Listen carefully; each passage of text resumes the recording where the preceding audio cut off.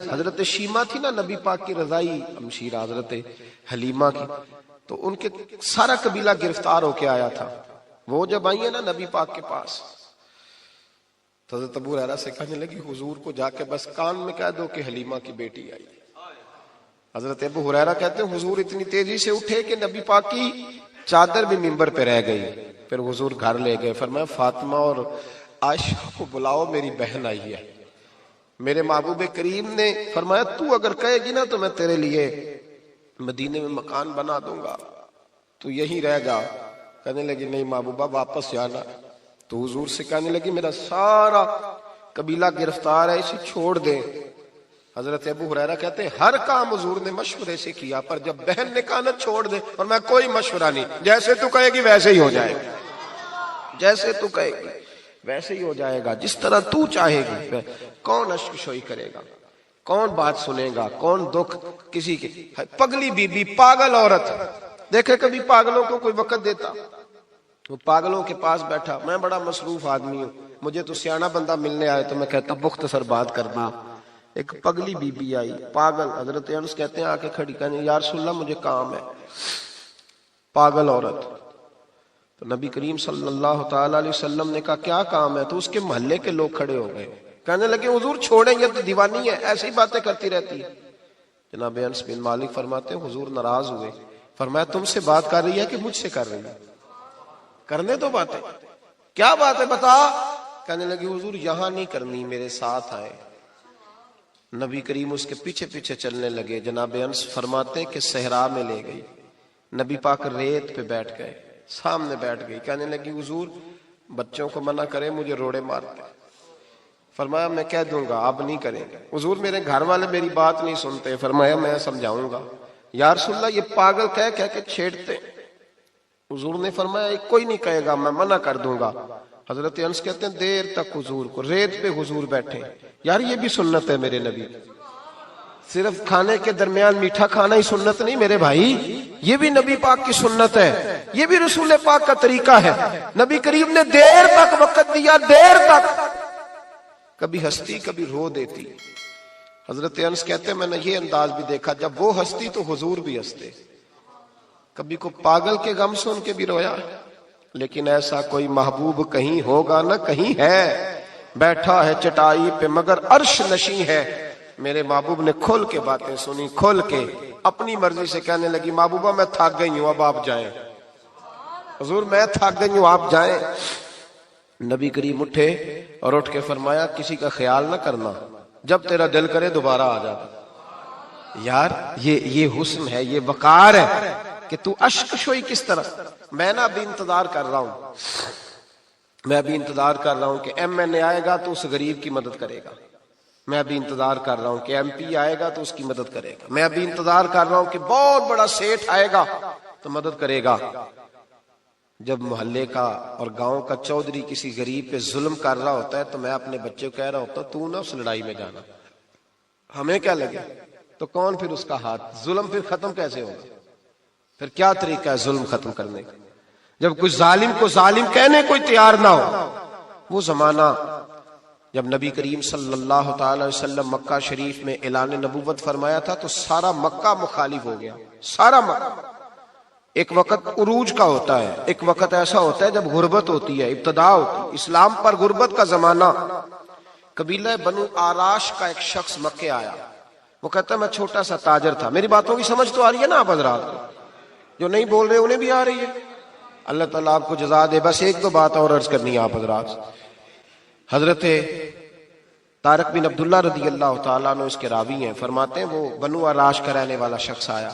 وہ کہتا ہے میں چھوٹا سا تاجر تھا، بیوپاری تھا. میں گاؤں سے جانور اونٹ گھوڑے خریدا کرتا، مکے میں لا کے بیچتا، مدینے میں لے جا کے بیچتا، طائف میں. میں ایک دفعہ نا بڑے سرخ رنگ کے خوبصورت 2 اونٹ مکے لایا. میں مکے کے لوگوں کو زیادہ نہیں جانتا تھا، منڈی میں جو لوگ آتے جاتے تھے انہیں جانتا تھا، مال بیچ کے چلا جاتا تھا. آج میں مکے میں داخل ہوا تو ابو جال مجھے کہنے لگا یہاں ایک شخص نے دعویٰ نبوت کیا، اس کے قریب نہ جانا. میں نے کہا ٹھیک ہے نہیں جاؤں گا. میں نے اونٹ دکھائے تو ابو جال کو پسند آ گئے، سودا ہو گیا، اونٹ خرید لیے.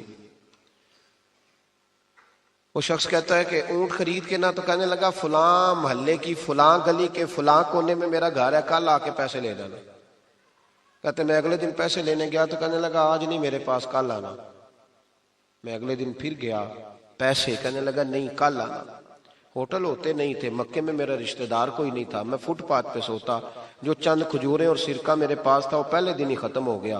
انویسٹمنٹ بھی ساری وہیں لگی ہوئی تھی، گھر میں بچے بچیاں انتظار کر رہے تھے، میں بڑا مجبور ہوا، تھک گیا۔ تیسرے دن میں گیا تو میں نے کہا پیسے، کہنے لگا کل آنا۔ میں نے ذرا دبا کے بات کی، میں نے کہا یار میری کوئی پھپھو تو رہتی نہیں مکہ مکرمہ میں، غریب آدمی ہوں، میرے پیسے دے میں جاؤں۔ جب دبا کے بات کی تو کہنے لگا جا دوڑ جا، جہاں سے ملتے ہیں لے لے، بھاگ جا۔ یہ تاجر جب ڈوبتے ہیں نا تو معاذ اللہ تعالیٰ کچھ تو ایسے ہوتے ہیں جو خودکشی کر کے مر جاتے ہیں، اس لیے کہ بڑے لوگ ان کے ساتھ وابستہ ہوتے ہیں۔ جب کسی کی اصل راہ سے ڈوب جائے کہتے ہیں میں کانپنے لگا۔ میں نے پوچھا لوگوں سے کہ تمہارے چودھری سردار بڑے کہاں بیٹھتے ہیں؟ تو کہا وہ جو حرم مکہ کے ساتھ ٹولیاں بنا کے بیٹھے ہیں نا، وہ سارے ہمارے سردار ہی ہیں۔ کہتے میں وہاں گیا، ابو سفیان تھے، ابو لہب تھا، عتبہ، طیبہ، شیبہ، ابو البختری، اخنس بن شریک، سب بیٹھے۔ میں نے جا کے کہا یارو میں بنو عراش کا رہنے والا ہوں، چھوٹا سا تاجر ہوں، 2 اونٹ یہاں لا کے بیچ بیٹھا ہوں، تو ایک شخص نے خریدے ہیں، وہ پیسے نہیں دیتا۔ کہتے ہیں عتبہ بولا یا ابو سفیان بولا، کون ہے جو تیرے پیسے کھا گیا؟ طاقت ہے کسی کی نام لے؟ تو کہتے میں نے کہا اس کا نام ابو جہل ہے۔ جب میں نے یہ کہا نا تو کہنے لگے اوہو وہ تو پیسے نہیں ملتے تیرے، وہ تو بڑا گنڈا ہے، تو بہت بڑے بدماش کے پاس لگ گئے، وہ تو نہیں پیسے ملنے لگے، کبھی نہیں ملتے۔ فرماتے اب میں کانپا، اب تو میری امیدیں ٹوٹنے لگیں، اب میرے آنسو چھلکنے لگے۔ تو ایک شخص نے نا مذاق کیا، ادھر دیکھیے گا میری طرف، مذاق کیا۔ کہتے ہیں سامنے نا خانہ کعبہ کی دیوار کے ساتھ ٹیک لگا کے رسول پاک تشریف فرما تھے، نبی کریم بیٹھے ہوئے تھے، نبی کریم۔ تو ایک بندے نے معاذ اللہ ثم معاذ اللہ نقل کفر نہ باشد، اس نے نا مذاق کیا، کہنے لگا وہ جو بندہ بیٹھا ہے وہ تیرا مسئلہ حل کر سکتا ہے۔ کہتے ہیں اس نے مذاق کیا، باقی ہنسنے لگے۔ مجھے سمجھ نہ آئی کہ بھیجتے بھی ہیں اور مذاق بھی اڑاتے ہیں، لیکن ڈوبتے کو تنکے کا سہارا میں حضور علیہ السلام کے قریب پہنچا۔ نبی کریم کچھ وظیفہ پڑھ رہے تھے۔ یہ غریب آدمی نا بیچارہ وزیر سے بھی ڈرتا ہے تو پیر سے بھی ڈرتا ہے کہ کہیں طبیعت پہ کوئی چیز گرا نہ گزر جائے۔ تو کہتا ہے میں ڈرتے ڈرتے نا پیچھے بیٹھ گیا کہ فارغ ہوں گے تو میں بات کروں گا۔ فرماتے میں ابھی پیچھے بیٹھا ہی تھا، پورا بیٹھا بھی نہیں تھا کہ میرے رسول پاک نے میری طرف توجہ فرمائی، رخ میری طرف پھیرا، 2 جملے نبی پاک نے کہے تو مجھے یوں لگا جیسے پردیس میں مجھے ماں مل گئی ہو۔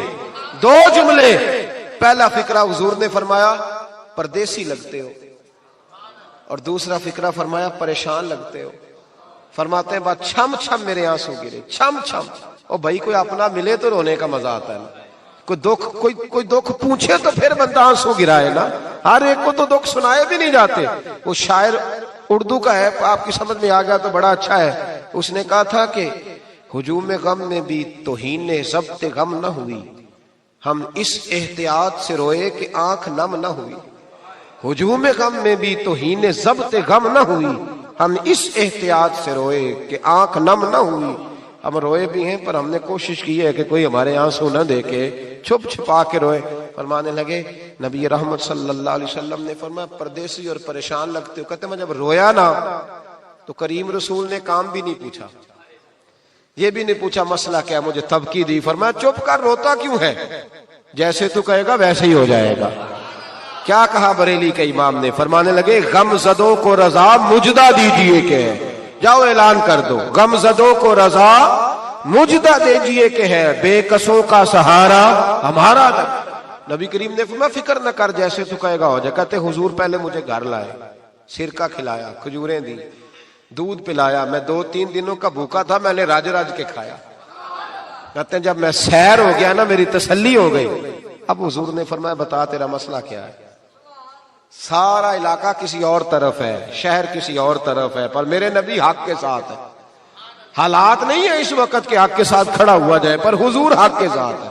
میرے نبی کریم سید عالم صلی اللہ تعالی علیہ وآلہ وسلم نے فرمایا، کریم رسول فرمانے لگے کیا مسئلہ ہے؟ ابو جہل پیسے نہیں دیتا۔ فرمایا اس نے کیوں نہیں دینے، دے گا پیسے، کیوں نہیں دینے پیسے؟ دیکھ کچھ لوگ نا کچھ لوگ شرافت کو بزدلی سمجھتے ہیں. وہ ایک درویش تھا تو کسی نے سخت بات کر دی تو کہنے لگا میرے ساتھ سخت بات نہ کر, اٹ سٹ تے پکھڑا کوار گندل اسی اور بھی بوٹیاں جاننے ہیں. اٹ سٹ تے پکھڑا کوار گندل تے اسی. اور اس کا ترجمہ اقبال نے بھی کیا. اقبال کہنے لگے ہو ہلکا یارا تو بریشم کی طرح نرم, پر رزم حق و باطل ہو تو فولاد ہے مومن. رزم حق و باطل ہو تو اشداء علی الکفار رحماء بینہم, کافر پہ سخت اور آپس میں رحم دل, یہ اصول ہے مومن کا. نبی کریم نے فرمایا کیوں نہیں پیسے دینے, دے گا. ان الذین قالوا ربنا اللہ ثم استقاموا تتنزل علیہم الملائکہ, جو رب کا نام لے کے ڈٹ جائے اللہ اس کی مدد کے لیے فرشتوں کا نزول فرما دیا کرتا ہے. نبی کریم علیہ السلام ساتھ چلے آہستہ آہستہ. اور بھائی کونسلر رکا بھی لکھ دے تو اس کی مہربانی. ویسے تو کونسلر کے دروازے پہ سویرے کو چلا جائے نا غریب آدمی, امیر آدمی پہ تو خیر پرچہ بھی ہو تو ایسا ایچ او صاحب پوچھتے ہیں چودھری صاحب درخواست آئی ہوتا کی کرنا ہے, تو غریب آدمی کو لے جاتے ہیں تو وہ پھر جاتا ہے بیچارہ کونسلر صاحب کے پاس, چودھری صاحب کے پاس. تو پھر اندر سے پیغام آتا ہے کہ چودھری صاحب ٹوتھ پیسٹ کر رہے ہیں. پھر پیغام آتا ہے کہ بریڈ گرم ہو رہا ہے. پھر پتہ چلتا ہے کہ اب اخبار پڑھ رہے ہیں. وہ غریب باہر بیٹھا ہے. پھر باہر آ کے پوچھتے ہیں گاڑی کرا کے لائے ہو, وہاں کیسے جانا ہے؟ وارث شاہ مان کری نہ وارثاں دا, رب بے وارثا کر کے مار دائی. بے پروائی ویک سجن دی جتھے کسے دی پیش نہ جاوے, اونے تاجاں والے در در رولے, تاجاں والے در در رولے تے منگتے تخت بٹھاوے. او سجنا کسے نو کارا مل دائی, کوئی کعبے او خالی آوے, ڈھار اس کی بے نیازی سے. اور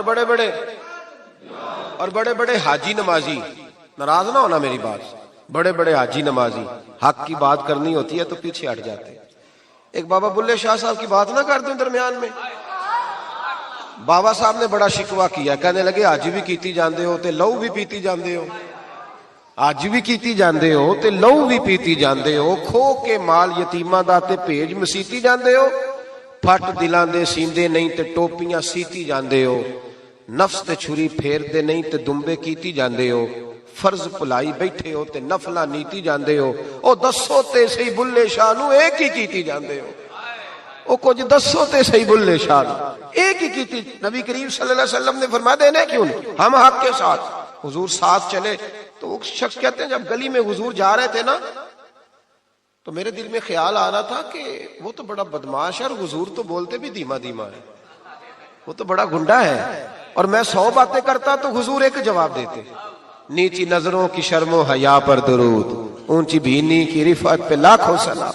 تو محبوب پاک کیسے بات کریں گے, وہ تو بڑا بے حیا ہے. لیکن کہتے سارے رستے حضور نے کوئی بات نہ کی, ککھ سواد نہیں مشری اندر, اساں کھنڈاں وی چک ڈٹھیاں, اینا ساریاں شیواں نالوں گلاں سجن دیاں مٹھیاں. یہ کس قسم کا عذاب ہے؟ جمعے پڑ گئے, ٹڈیاں آ گئیں, یہ اللہ نے عذاب نازل کیا. جب وہ عذاب میں مبتلا ہوئے تو موسیٰ علیہ السلام سے کہا کہ آپ اللہ سے دعا کریں کہ ہم سے یہ عذاب ٹل جائے. اگر ایسا ہوا تو ہم ایمان لے آئیں گے, بنی اسرائیل کو بھی آزاد کر دیں گے.